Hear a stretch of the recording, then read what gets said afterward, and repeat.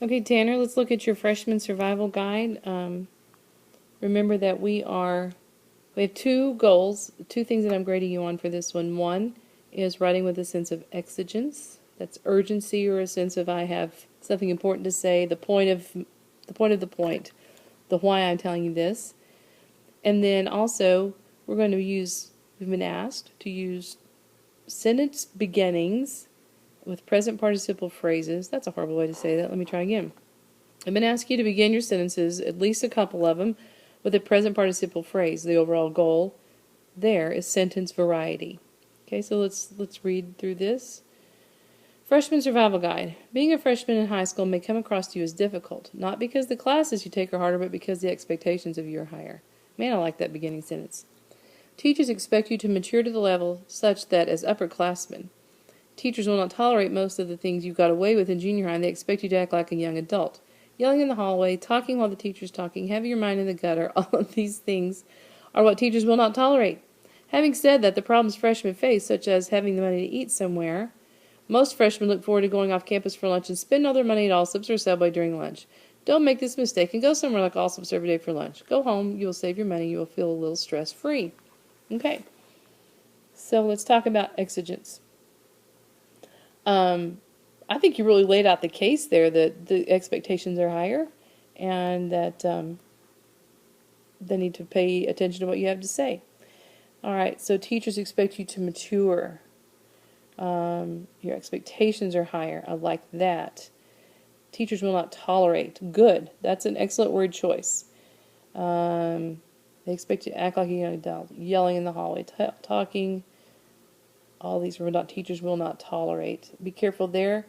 Here's a chance to say the same thing in a new and fresh way because you've already used the word tolerate, which was effective once. You repeat it a second time, it loses a little bit of its punch.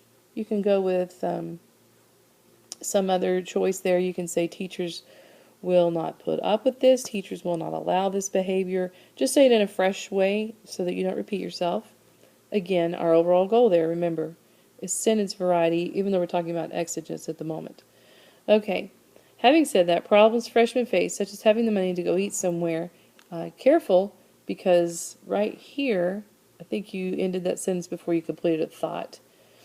Most freshmen look forward to going off campus for lunch and spend all their money at Allsup's or Subway during lunch.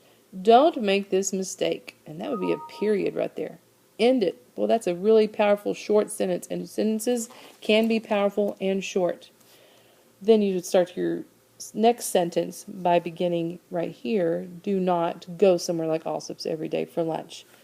Two very direct, urgent pieces of advice. High in exigence. Good job. Go home, you will save your money, and you will feel a little stress-free. So, Freshman Survival Guide. Exigence. How do we do? I like it. I think you said some good things. I think that the sense of survival showing up in the essay overall could be worked in to really kind of punch it up a little bit, but you come across clearly as somebody who's invested in what you're saying, and I think that you're high on exigence. I'm going to give you a 90, and I'm going to stop short of giving you a 95 just because I think you could have possibly, what was it I said earlier? I think, what I've been telling most everybody on their papers is that your overall general advice is good. Follow up with a specific example at the end of these, and that will really make your instructions come to life. Give an example of an expectation being higher. Give a specific example of something that happened where a teacher didn't tolerate the behavior of a freshman, and it was either you, and it was your example, or you witnessed it. Give that example. Those are usually fun to read and help your points be more memorable, help the increase exigence. Did you ever make the mistake yourself of spending all your money at Allsup's or Subway? Well, tell about that. Then when Saturday I wanted to go to the movie, I was mad at myself because I spent it all on burritos. Again, specific examples increase exigence. But I do like your tone. I like you've clearly taken the subject seriously. Moving on, let's talk about, hang on a second. Okay, moving on, let's talk about sentence variety. To achieve sentence variety in this essay, I ask you guys to begin at least 2 or 3 of your sentences with a present participle phrase. That, as you may recall, is any verb that that ends in ing. And by beginning your sentence with a verb, with an action, then you bring your reader closer, faster to what you're trying to direct them to.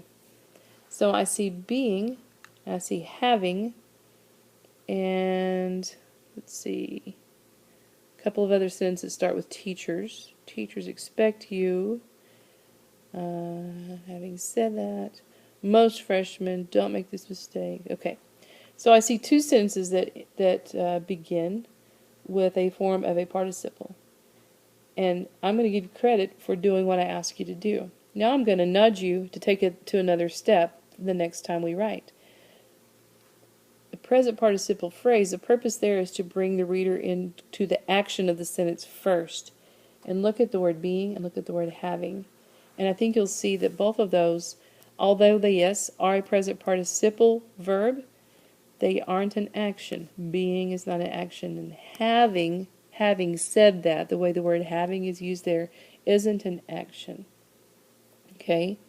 So instead of being, you might say surviving as a freshman in high school. Now we've got an action word and a present participle verb that's action-oriented.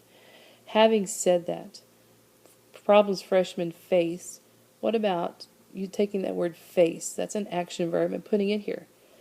Facing typical freshman problems, such as having money to go eat somewhere, you can take that verb, bring it out here, and let it function as your action to begin your sentence with.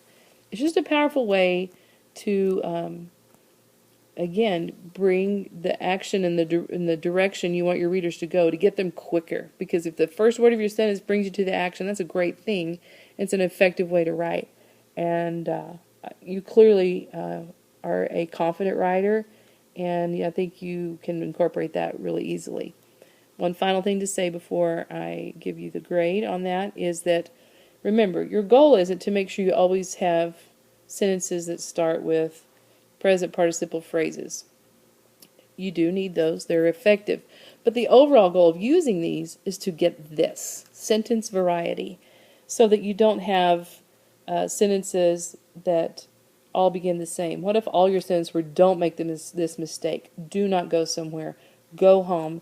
You hear how that those sound like orders that would be barked out. And you do have sentence variety because not all of your sentences do that. And you do have some present participle phrases. But just like you would not like to be in a class where a teacher always spoke in a monotone, which means everything the same level, never louder, never softer, and they sound very robotic, that's speaking in a monotone. When you don't have good variety with your sentences in a paragraph, your paragraph, your writing reads robotic or monotone. Yours doesn't. I'm just going to keep pushing you guys to spice it up and kick it up in new and different ways. So this time it was the present participle phrase method of achieving sentence variety. So because you do have sentence variety and you did do what I asked you to do, I'm awarding you. Also, you did 2 out of 6 and I asked you to do that, and that's a 95. And I will kick you along toward using more action verbs and not being verbs for those present participles. But as the beginning essay for the semester, we'll call it good. Write down your grades, write down the notes of what awarded you your 90 and your 95, turn it into me, and I'll record the grade in the grade book. Thank you.